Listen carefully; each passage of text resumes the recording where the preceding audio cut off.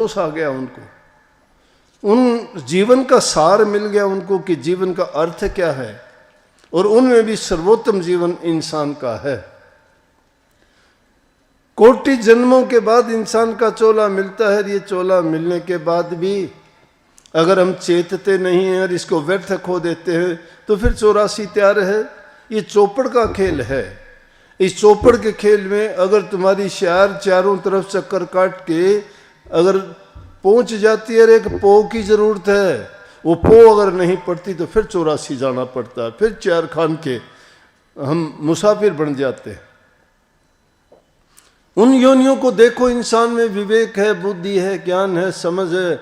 मालिक ने सब कुछ इंसान को देके इसलिए भेजा कि और योनियों के बाद जब इंसान की योनि मिले तो तुझे समझ आनी चाहिए कि मैं उन योनियों में अब नहीं जाना चाहता, जहां से बिछड़ के आया था वहीं पहुंचूं। सतगुरु मालिक के नुमाइंदे हैं, कहने को कह देते हैं बिना गुरु के कल्याण नहीं किसी का भी। अवतारी पुरुष रामकृष्ण आए, उनको भी गुरु धारण करना पड़ा। सतगुरु के बिना जीव का कल्याण है ही नहीं। हमें अपने आप में कितने ही समझदार, कई लोगों से सुनते आए हैं, कई कहते हैं कि हम कोई बुरा काम करते नहीं हैं, कोई पाप कर्म करते नहीं हैं, गुरु की हमें ज़रूरत नहीं, मालिक को वैसे ही याद कर लेते हैं। वैसे ही याद कोई कर ले तो अंधेरे में जाके कोई चीज़ को खोजना चाहे मिलेगी क्या? जब तक सतगुरु का ज्ञान नहीं मिलता जीव अंधकार में रहता है, भूल में रहता है। इसको उन भेदों का नहीं पता है, किस रास्ते पे चल के कौन सी करनी करके और किस ढंग से हम इस जीव को इसके वापस घर में भेज दें।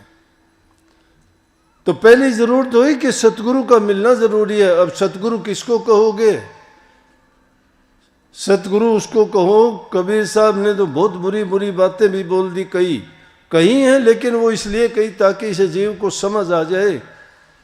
कहते हैं कि मां मुंडू उस संत किर ताते भरम ना जाए। जिस संत से तुम्हारा भरम नहीं जाता वो सतगुरु नहीं है। लेकिन भरम तुम्हारा कब जाएगा? कभी बातों में खोजना चाहते हो तो बातों में कुछ नहीं मिलेगा, तर्क वितर्क में कुछ नहीं मिलेगा। कबीर साहब इस बात को सिद्ध कर दिया था